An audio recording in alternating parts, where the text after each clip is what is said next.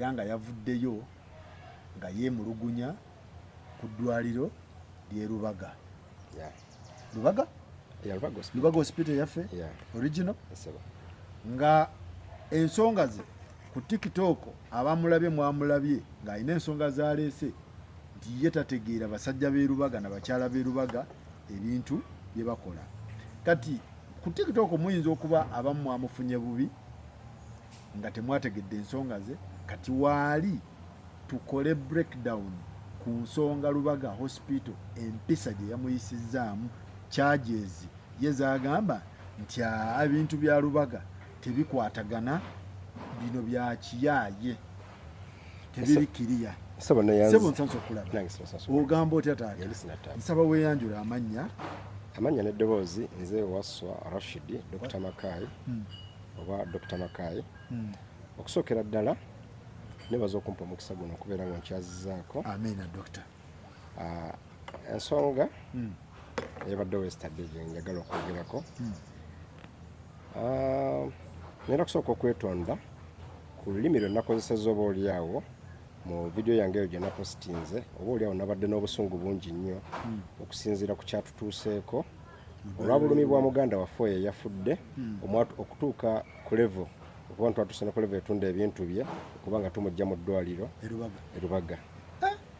So ekyamazima twabadde shocked nnyo ku bbiiro yatukubiddwa ku mulwadde waffe oba ku muntu waffe oyo yatugenzeeko because olunaku lwali lwa mukaaga muganda waffe n'afuna accident budde bwali bwakawulwagguloggulo era eddwaliro eryatugira mu bwongo eriri okumpi ate nga tusuubira nti spiritual engeri gyalimu ku lw'obwakatonda oba oliawo linaabakwasizaako lijja kubanga lyakisamukko mu ngeri gye litubiiringamu because abantu abasinga obungi oluusi tutyamuko ku mulago olwa keya yaayo oluusi engeri ku bigambo ebivaayo bagamba nti keya ntonomukko biki bikiwati andiwaati.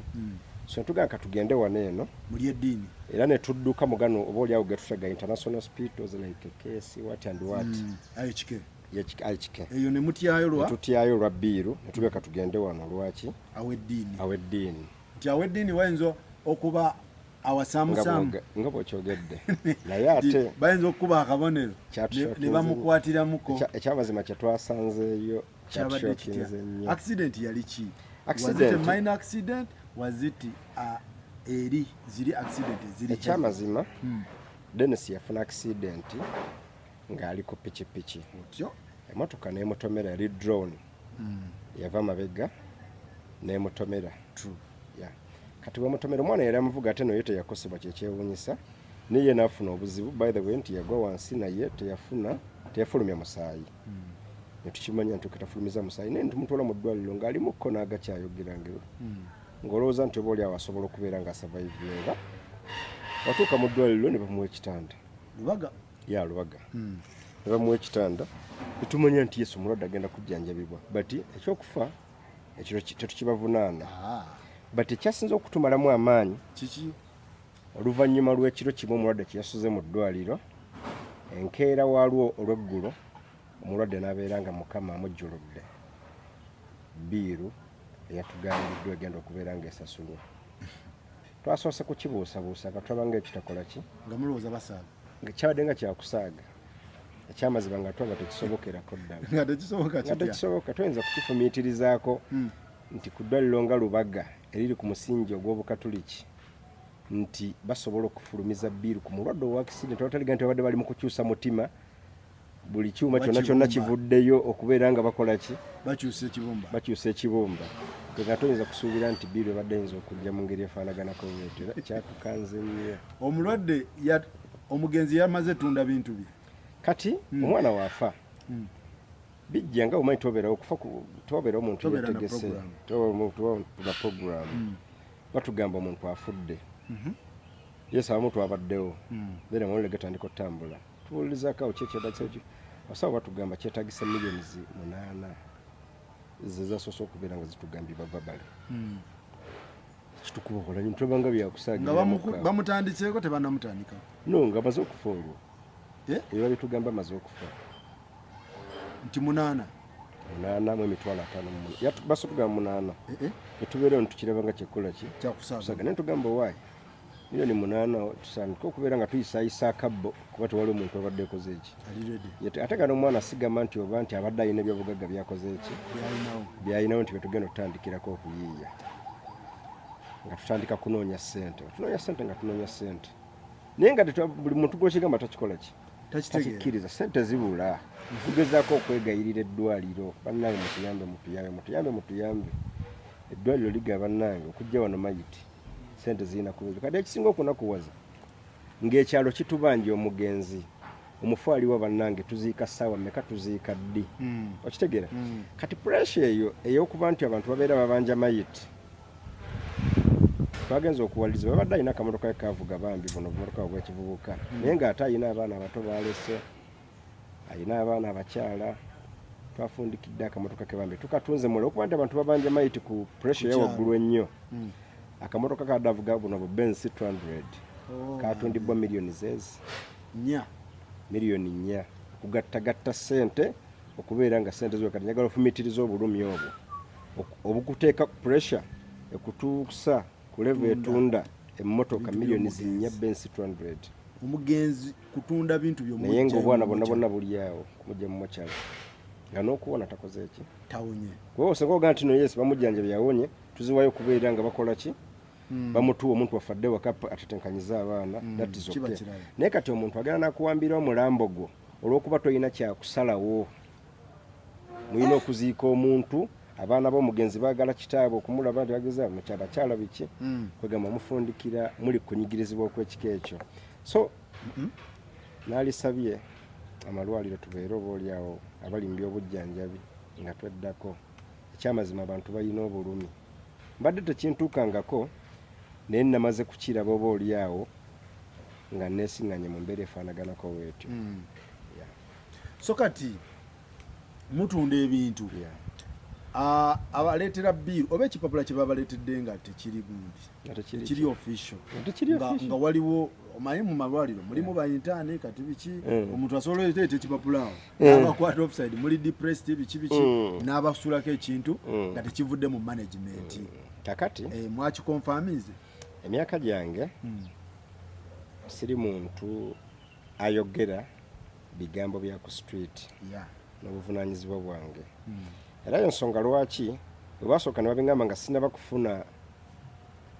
bujulizi obwo saamentioninga ddwaliro lyonna obula nabagamba bugambi nti abamalwaliro mukole eki kuba nali just mbifunye babale naye kati njagala nkulage obujulizi nakuba nti sina wadi kopi wano naye nga eyo ebbaluwa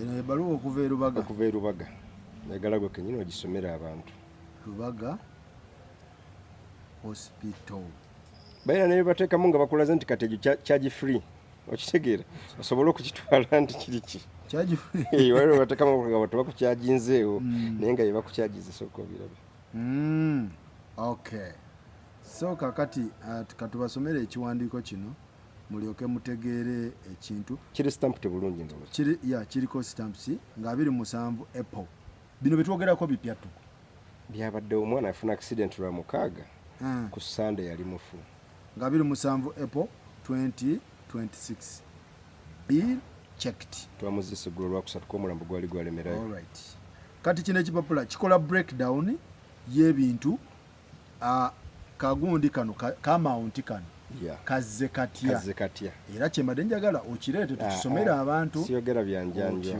nti biiru eno ey'emiliyoni 8 mu emitwalo ameka 58 yazze etya Rubaga yakikoze bweti gwali eyo mu nsiike ya bya herete naawe owulirize olabe kituufu ono kyayemulugunyako oba tekiriiko kati kuliko items 10 breakdown ya sente zino kuliko items 10 eza breakingiddwa okulaba nga sente zino zibalansinga okutuuka ku miliyoni meka 8 okitegeera item esooka kuliko medicines bategeeza ddagala eddagala lye baamuwa lyali lyakakadde kamu mu emitwalo 69 mu 154 eyo item number what number 1 which is okay is it okay which is okay all right ne kubaako item number 2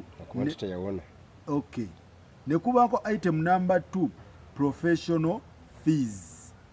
Professional fees nga zo zigamba zibalirwamu obukadde 2,500.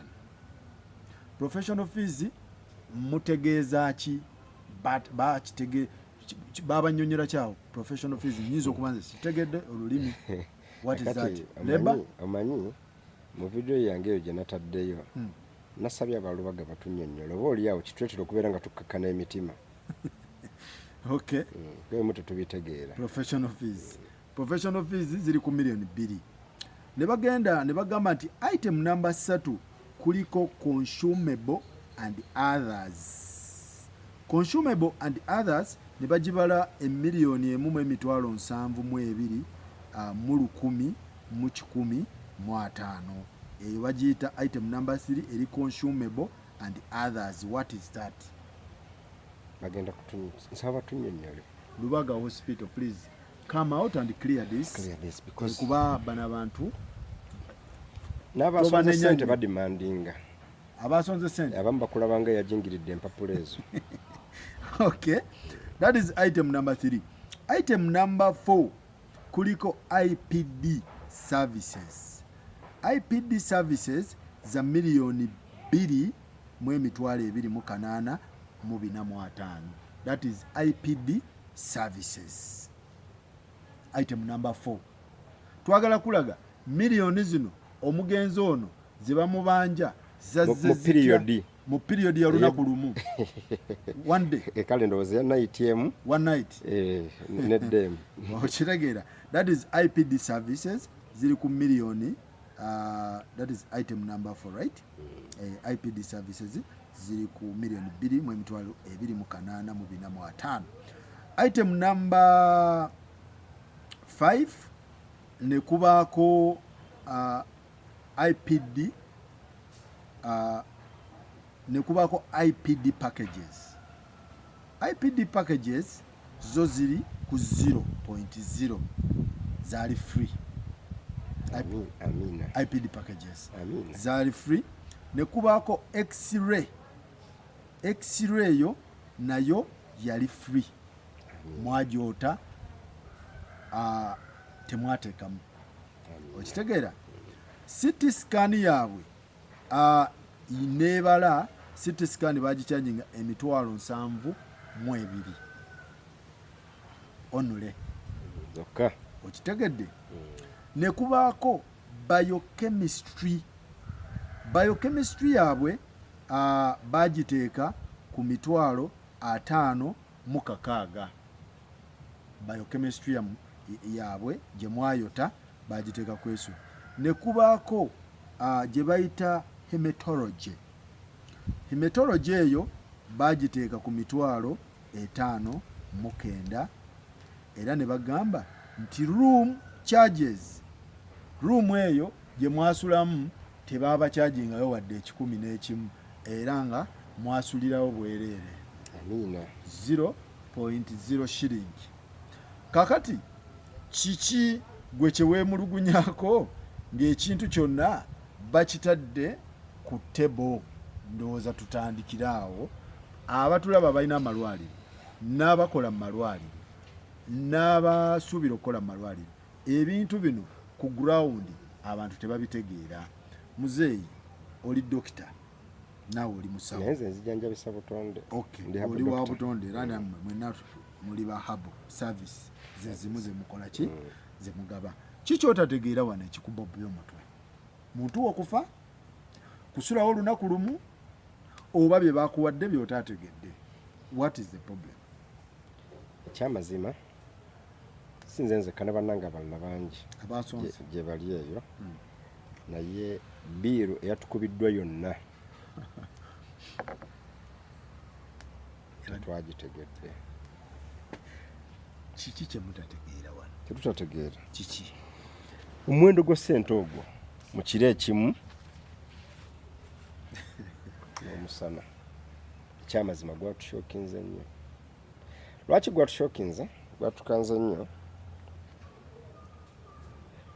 Twesinganye mu mbeera nga omuntu amaze okufa tetukyasobola kubeera nti tubazirira omulambo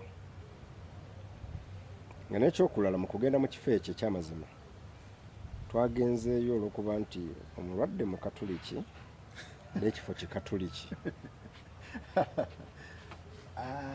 oba ntegeerekeka anti let me tell you ezo bbiru tezaali tukanze singa twagenze mu zino mu ayekike kuba twaligenzeyo nga twetegekedde embeera eyo omuntu yenna alina agendayo aba amanyi nti nkola ki nzitowo ekyo ebivaayo tobanja okitegeere kati ekibuuzo kyembuuza nti omulwadde waffe oyo mukama aba kutuleetera kisa n'amalawo omwezi oba ewiiki mu lunaku lumu we babadde bakuba 8 one day babadde ku 8 kitundu 8 kitundu milioni 8 si mitwalo 8 milioni 8 ewiiki padde yes milioni 8 biri yali apadde yes kati gogamba singa mumalawo week yes 7 days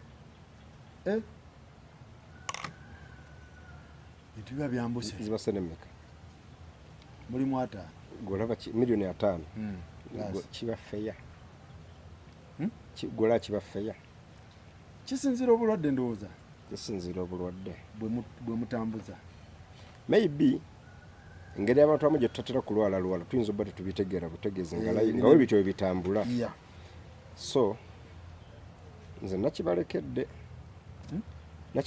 ekibanga bwe kityo bwe kiri ekirungi nti ekyennaku nti omugenzi yafudde kyekisinga okuba ekyennaku ekisinza okulinala okulumira ddala kwe kuba nti okutuuka okumuziika nga n'ebintu abaana bye baali badde basigazaawo nga nti taata yaleka kino bitundibwa lubaga ebiridde kati katono kano ate kekasinza okutunakuwaliza ddala ennyo tukwata ssente milioni 8.5 tuziwaayo emitwalo 8 ne gibulaawo babadde baagala 8 kitundu 8.58 8 ne gubula amazima aga Katonda bagati teri kuba wa kintu kyonna waneeno ng'emitwalo tegikola ki nga tewali yadde akayitibwako ekisa basobola kikola kisoboka 8 babadde bakutte omulambo bagukutte ku mitwalo 8 yes gwamaze Rubaga omunana gwamaze kujja nga milioni 8 bazirina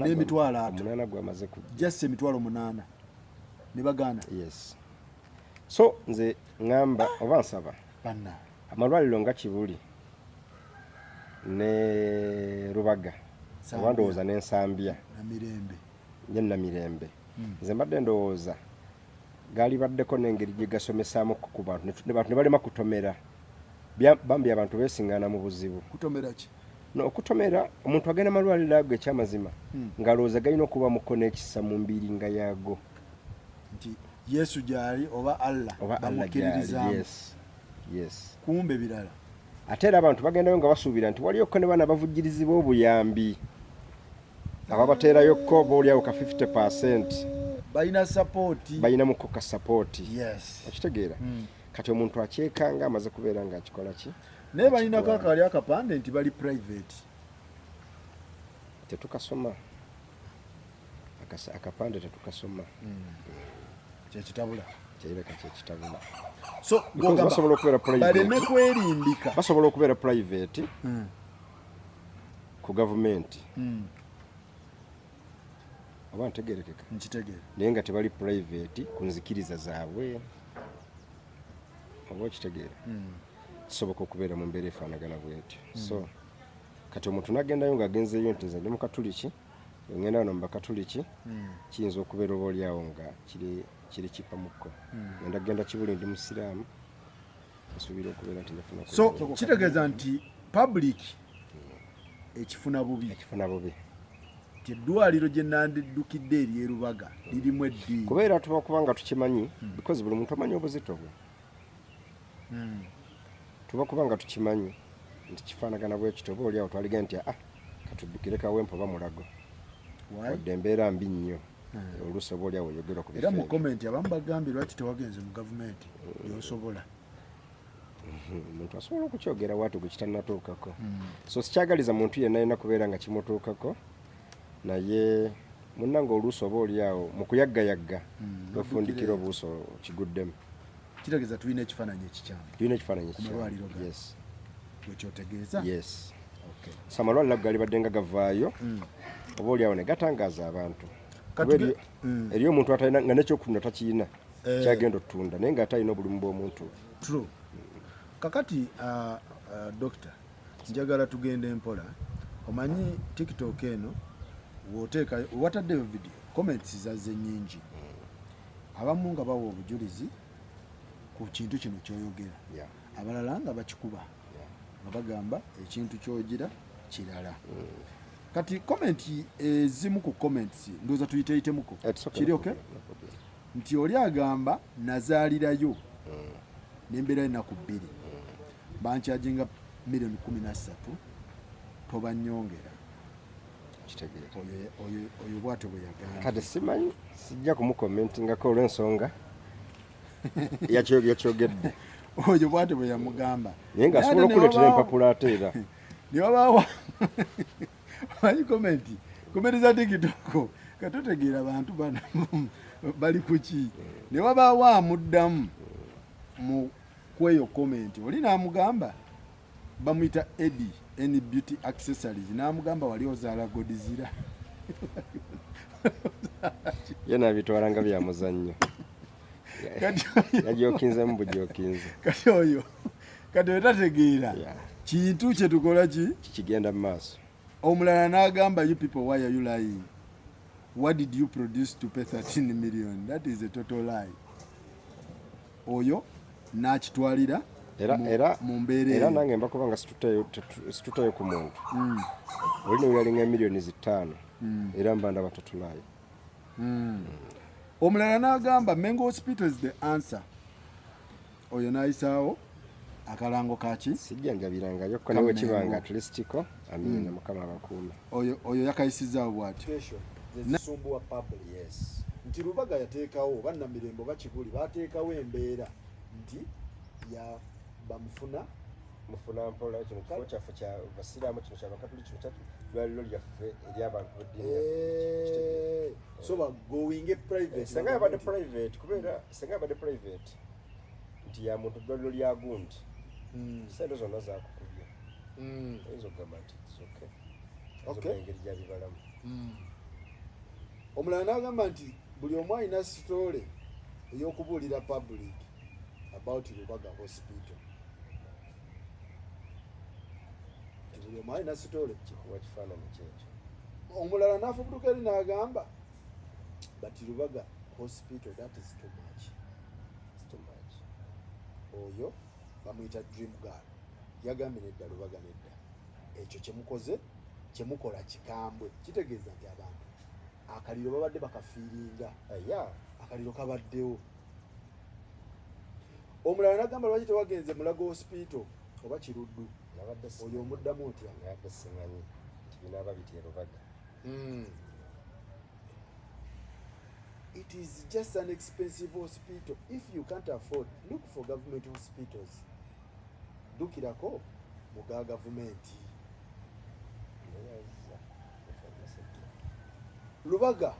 Lubega Aloysius yagambye oba ye mubaka alone Lubega Aloysius agambye that hospital is exorbitant. They charged my uncle 9.5 in 2 days. Bamukuba $9.5 mu nnaku 2.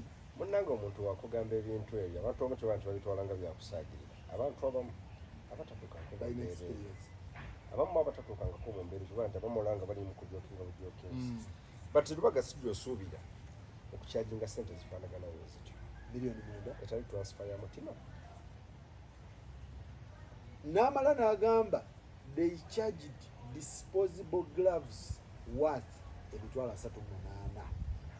Really? Bamuyita $9.5 ande bamugamba disposable gloves zino bazitunda $38 $10. Kitegeeza nze alina obujulizi nkaabya kajjanja gw'oli muzannyo yono bamukuba biru ya milioni meka milioni 9.5 mu nnaku 2 owulira era gloves bwekityo omulala n'amugamba is that true ono n'amugamba I still have evidence till now kyalina obukakafu munanga abantu babuyina wuliriza kyakyalina obukakafu kye bamutuusaako abantu balina payini omulala n'agamba nze siva ku Kibuli hospital big up Kibuli oyo w'Ekibuli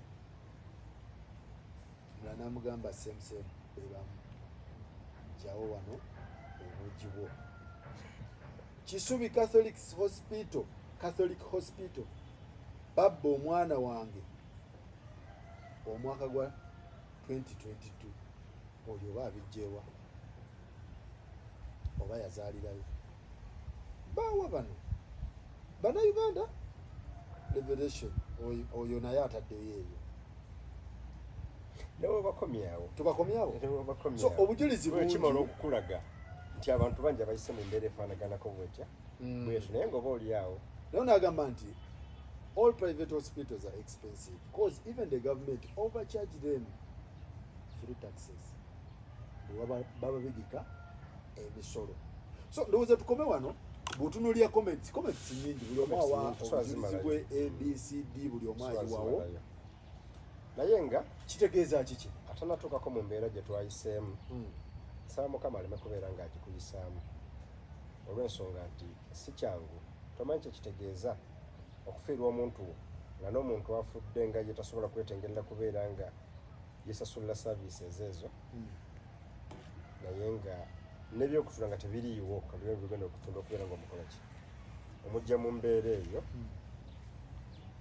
so sikyagaliza muntu yenna kubeera nga kimutuukako kati mwami Makai bw'otunuulira eddwaliro nalyo lijja kugamba ffe tetulina ngeri gye tuyinza kugamba nti titusobola kukola reforms tugambe nga nagamba amasomero ti bannange essomero lya private tosukka milioni 2 okukyajinga omwana because obulwadde budifaalinga ku buli muntu okitegera kati n'eddwaliro libeera mu fix nga toyinza kugamba nti omulwadde wa ssenyiga mugire bwoti omulwadde wa accident toyisa milioni 5 omulwadde w'ekibumba tebisoboka kati kyekirina okukolebwa tekirina okukolebwa okusookera ddala abasawo bano kubaamuko n'ekisa oba n'eddiini mu mitima gyabwe ebintu anti lemiteliyo nze mukyala wange asobola okuzaala era abaana bange abasindise bulungi nnyo eddala we nabeera mu mbeera ey'ekyavu ennyo Mukama wakireeta netandika okufunamuko ku malala g'obusente natandika okwagala okumutwalangako malwaliro amalungi oba oliawo agutwalira tukola ki kwegomba mukyala wange namutwalayo ku mwana wange bwe yali agenda osooka okubeera nga azaaleyo sigenda kubyogera ekyamazima olwaba okumutuusa waati osawo okubanga amukwatako waati yayitirawo kiso yes yayitirawo kiso atagenda kusobola kusindika kakati neŋŋamba kiso omukazi bulijjo asobola asindika abaana kati kiso kati nesibitegeera naye nga nenyina omukyala wange wejja azaaza omukyalo ono nemuvuga nemutwala kudwaliro eryo olwaba okutuuka wetuti omukyala yasindikirawo omwana kati nekizuula nti abantu bano eno bateekawo embeera ojja kwesiŋŋaana sisuubira nti abasawo bakikola bati kituuka okutulowoozesa nti abasawo bayinza n'okutta atanatuuka kufa olw'okuba nti antilemeteliyo ebyenfuna olw'ebyenfuna because abantu bakimanyi nti omuntu bajja kwetaaga omulambo gw'omuntu waabwe mu mbeera yonna yonna okitegera kati njagalayo obuuza awatali ddagala lya covid biru ezafulumanga olwa nti omuntu bamukyajinza obukadde 100 naye obukadde bwe 100 ebiseera ebisinga babukyajinga ng'afudde biru ezo zavangawo awatali ddagala kuba teryaliwo tewali ddagala nti erya covid lyafuluma eryali expensive nnyo naye omusajja n'afuluma omulambo nga baguyise milioni 10 naye nga gubaddeko oxygen kuba covid kisitwakamufuna tumufunye covid yagwedde twalegamye ate si wa bbeeyi kati bamugamba wano kiso n'omutwala eno ate n'akola nnomo ekyokulala njagala weebuuza ekintu kino olowooza lwaki mu biseera bya covid abaayinamuko ku busobozi obugenda mu malwaliro newe mukimanyi wakiraba be baafa covid yasinga kutta yatta abagagga sijaga nti abagagga naddala ate abaali abagunjufumukko nga ye wawuliramu akabeerabeerawe kati mubiri addukirawo mu ddwaliro wakiraba nti abantu abo be baafa bagenda nnyo yes so tubeeremuko n'ekisa abasawo tubeeremuko n'ekisa ekyamazima abantu bano eno amalwaliro gano tegalinga bifo bya kinyumo nti omuntu azze kusipendinga sente azze kusaasaanyamukko tubeeremuko n'ekisa tubeeremuko n'eddiini abasiraamu tubeeremuko n'okutya allah n'abakatuliki tubeeremuko n'okutya katonda waffe oba batugambe nti bannange eddwaliro lino wadde mukira nti liri ku musingi gwa kikulisitaayo naye siryamu wejjere oba siri abantu bonna oba omanyi nti toyimiridde kimala tosala stop era abantu tebajja kugendayo omuntu ajja kumanya nti bannange obusobozi bwange buli mulago agende bamufootolereraawo naye kiba kibi okwekweka mu ddiini naye ng'ate z'okuba aye ekikezi ayekuba naawe z'okuba naye ng'ozikuba ate mu lukwesikwesi omuntu mugambe kati gwe kimanyi waliwo amalwaliro aga private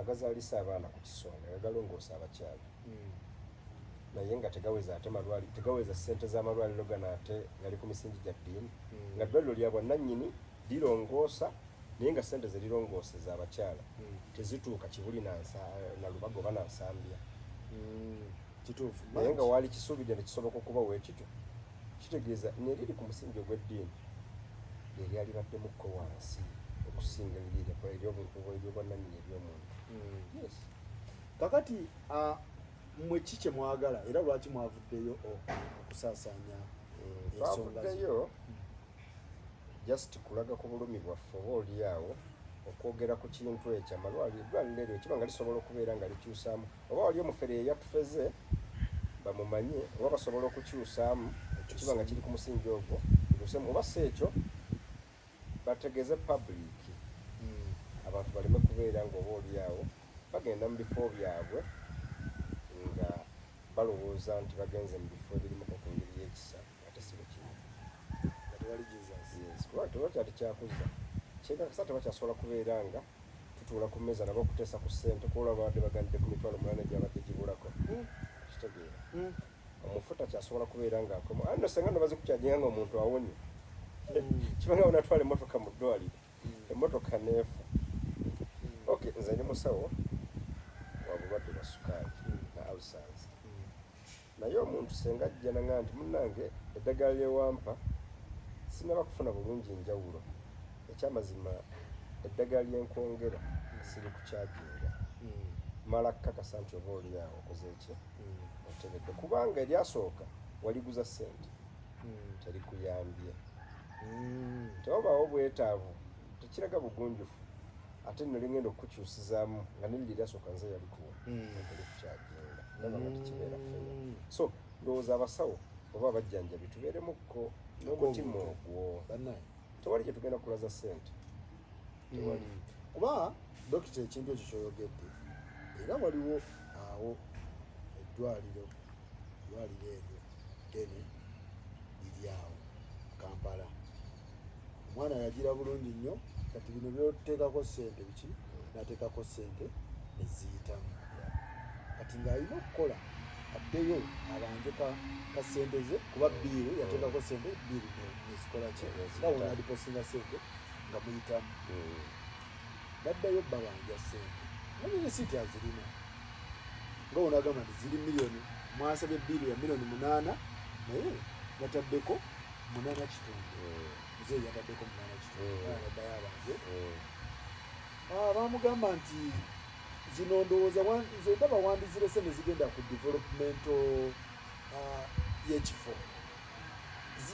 zidonatinge nga bali mu kusaagamuko nga si byakusaaga batazimuwa ddwaliro ddene byamugamba azireke ate omuntu asobola okukyogera mbwe amalwaliro mbwe bitongole ebimu tebisesema like process nene simanyi okuddiza omuntu obunalaba ekitongole okugenda mu system okubeera nga wazza simanyi nene okuzza balance bikimu ebitongole ebisinga bigenda omwana agamba isitizi zino mwangamba serere ziti sente zange zezi mumpe sente nomugamba naye lwaki kati ono yerabira omukulu kyobubaka yabwogerera ku WhatsApp okitegeera naddamu ono omwana namugamba muŋŋamba muteeka mutya ate nzide neetingire eddwaliro simanyi bigende mu development balance owange gwemabanja naye nga gwe walirowoozezza nti olulimi olw'ekiyayiyayi lutyo lwalibadde lufunwa muntu ate ali ku leve ey'obusawo ate nga muntu w'amaanyi abimugamba kati omwana neyeetoloola bano abaana abatandika obulamu kolaki naddayo nabagamba namumpe sente zange bisiti zizino nabawasente balansi wange ati kati obubaka obwo yabuteeka ku WhatsApp kati ono omwana naye kyeyakola naddayo n'alaba omukulu w'ekifo n'agenda mu office nabagamba nabawa sente zange biki balansi wange mumukole ki naye we nayogera n'ono omukulu akwasaganya ekintu bibino byeyanterako ku WhatsApp yaŋŋamba nti sente zidonetingire eddwaliro simanyi zigende mu kulaakulanya eddwaliro kati omukulu ne bamukubira ne bamugamba kino kijja kitya ng'ate naye atandise kukola ki kati omwana mu kuvaawo mu busungu n'abagamba okay bwe muba muganya okukola ki kaŋŋende ku ssimu yange nga kyewakoze akole ki ateekeyo agambe nti bannaawe yeekubire ku nduulu sokolindemu ku katono omukulu we yawulira ensonga eyeddamu ate ono omukulu akubira oli agamba oli naye atandika kubuzaabuza biki nga balaba ekintu kibaswaza naye response teyasooka gikolera ki kati response baddamu amagezi ng'omwana afuluma woofiisi abagamba agende wa accountant amugamba bwe muba muganye kale kaŋŋende nkole ki ŋŋambe public nga kyewakoze kati ono accountant nga omanyi mu bitongole mubaamu omuntu gwamanyi olowooza biki kola kyokola kati lipooti bagiwa omukulu w'eddwaliro agamba omwana we mukole ki muyite mumusootinge kati omwana yali tannabakola vidiyo eyo ne bamuyita ne bamugamba leeta akawunti namba yo tukole ki tukuteereko sente zo omwana n'addayo n'ateekayo kati kino kitegeeza nti mu bitongole ebimu mubaamu abakola emivuyo mu system nga ne management tekimanyiiko ne bayisaayisaamu ebintu ne bafutyanka ebintu nti erudda okwogera ku nsonga kirina kiyamba because fena tulina businesses ez'enjawulo naye oluusi abakozi bye bakola tobitegeera ate ng'oluusi okusiŋŋaana nannyini bizinensi eyo kisobola okubeera ekizibu ennyo okumufuna yes kati kyekyo era omwana n'ateekayo akawunti ye ne balemba asinga sente ze ezigendako kati kitegeeza nti waliwo ne bebanyigira mu nsonda eyo munda singa vidiyo eno ebakufuluma yandibadde ekomyawo bingi ojogendere bano abantu abatera okukola buno bukampuni buno buntwala abantu weero ddala abatera okunyaga abaana toyinza kumanya nti kampuni eyo enyaga abaana nga tewali wavuddeyo kugyogerako wemala okuba yagyogerako olabire abaana abajja nga 10 n'empapula zaabwe basasula viza zaabwe nezibeera nga tezikola ki so oluusi midiya eno era yatuyamba nnyo oba oliawo mu ngeri y'okubaako nekyetangaaza ku public addiza ssente kuba nnyonnyola bye mutaategedde kyamazima kuba lubaga yoko eri kati eraba that is very good lubaga ngejja singenda kulisaakusa otegeeze public ekituufu kyeri eri biki lubaga wositeeka muli biki omuntu agendeyo ng'akimanyi nti ngenze ku okitegeera kakati omuntu agendeyo ng'amanyi nti ngenze ku case clinic kifo kyabagagga okitegeera nze essaawa zino ku levo yange sigenda ku Serena kulyayo kya misana boss si level yange kimanyi si Serena yatutegeeza dda okitegeera wabula senga ngenda wali mu kabaawo wensobola ne bankyajinga emitwalo 5 era sisobola butayogerako sente zino zikoze zitya naye nga ate kusene oli agigula emitwalo 5 n'atakola ki tosobola complaining-irawo tosobola complaining kuba okimanyi ogenzewo ng'okimanyi nti ngenze ku ki ku Serena kuba bo bateekayo dda ne bagamba nti bannaaye ebyaffe bye bino naye okwekweka mu kabaawo ate n'ogamba tutunda bya Serena gwe kyekikunyiiza kyekinyiiza public okitegeera kuba ekintu eky'obwakatonda kyalirowoozebwa nti oba oliawo kirina okubaamuko era n'embiiringa nga yabwaki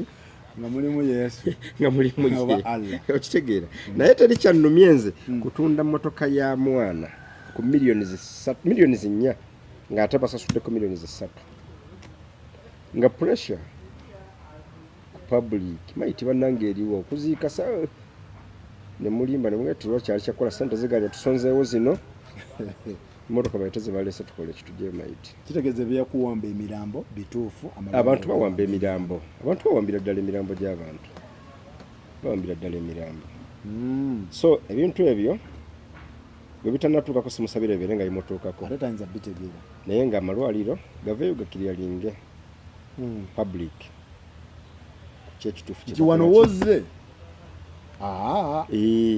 omunaku amanye nti tagenda kibuli munaku amanye nti sigenda kibuli naye yabanaku nze nyinako nkuwadde example sigimanyi nnyo sigimanyi ogambe nti bannange sigimanyi era sobola gyogerako kigambo kyonna kyonna ne Lubaga nabadde sigikola ki tugimanyi era kyekimu ku kyatusaatuusiza okubeera nga tukola ki okwekubira endu tugendayo nga tusuubira nti kubanga tuba tuyinza kugenda mu ddwaliro litali Lubaga tuyinza tugamba tugende kwa HK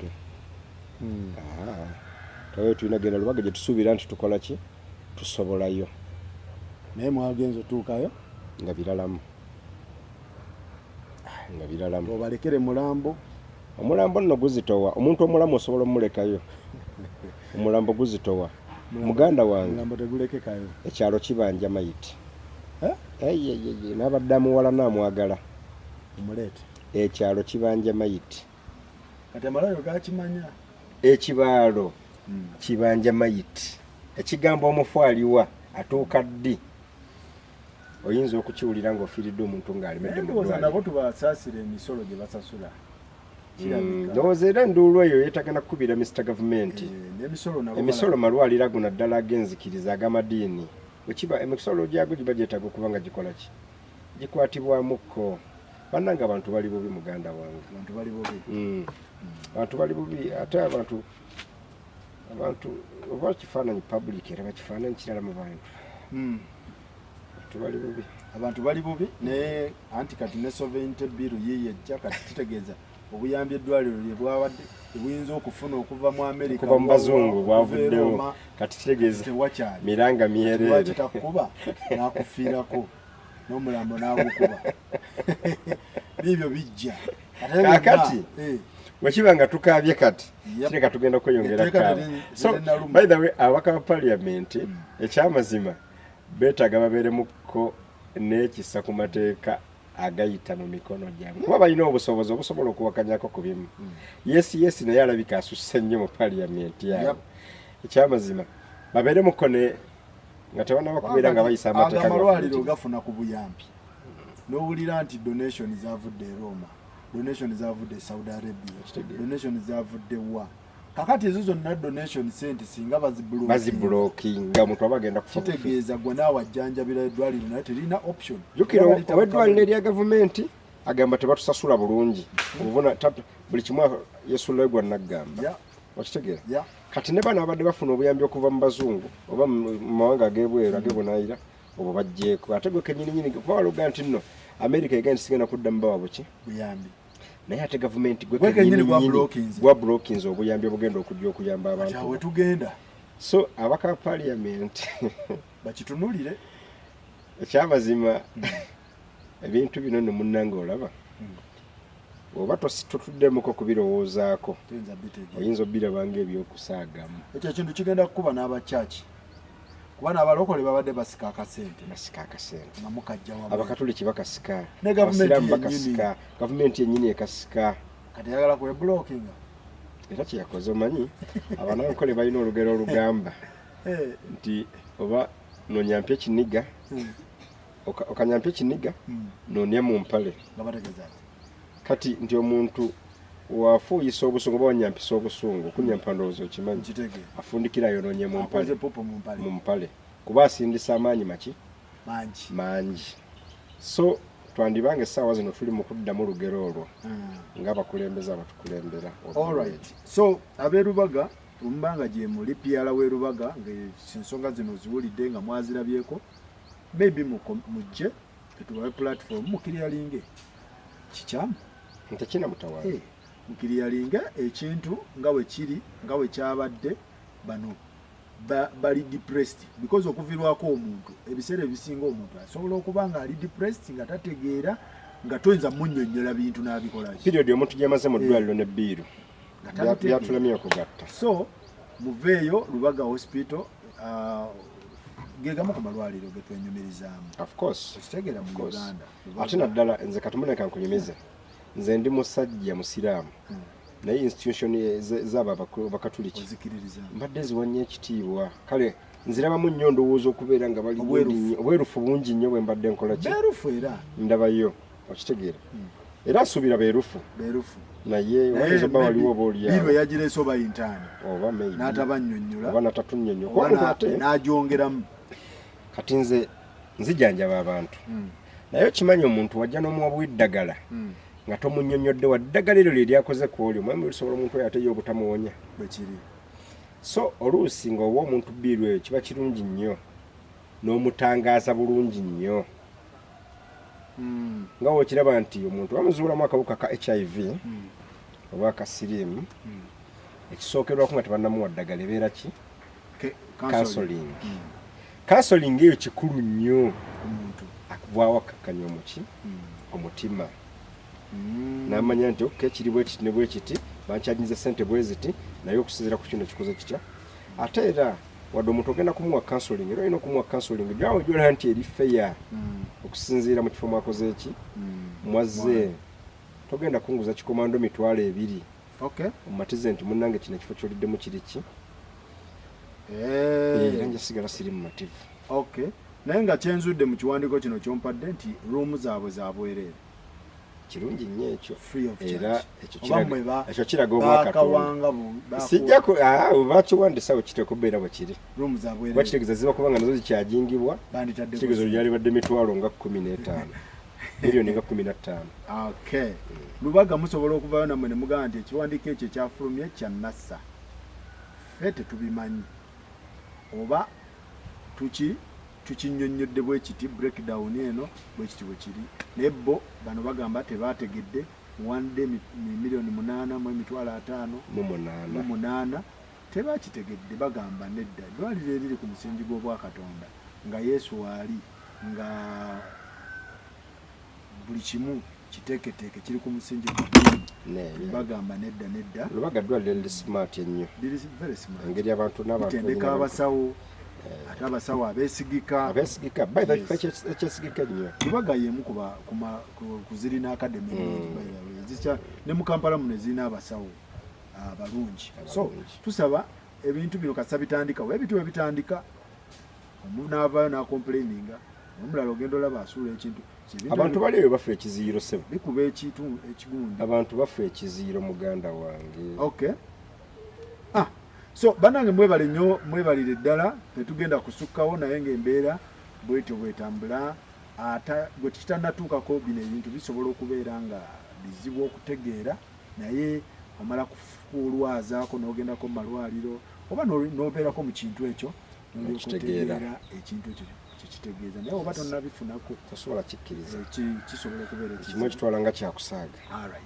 Naye nga tetugenda kusukkawo tubagamba abantu b'e Canada Joshua Baraka agenda kubeerawo ng'abiri Jordan awo e Toronto oba giyite Toronto agenda kubeerawo nnyo mwesootinge mubeere ize omwana wammwe agenda kujja awo e Toronto. Afigo Band egenda beera London of course ne Jose Chameleon, Betty Mpologoma, Sama Soja, bayimbi bangi nnyo bagenda beerawo mu kisaawe, temusubwa mubeereewo ekintu kibeerenga kitambulira ddala maridadi sana. So Lubaga Hospital, abantu bagamba nti muveeyo munyonyole, mubuulire abantu, you private oba what are you?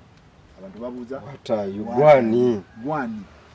Gwani okolera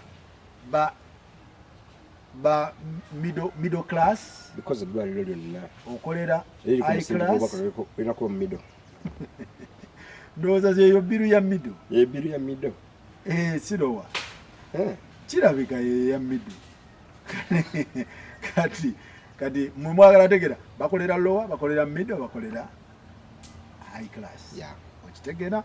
So ndowooza kyekyo, n'abasawo musobola tuyambako mu comment section kyekyo oba si kyekyo. Alright, so tweyanza nnyo mukulu Makai, webale nnyo, webaliri ddala, tetugenda kusukkawo bannaaye gwe tukosezza tusaba berenga atusonyiwa. Alright, tulabagane next time.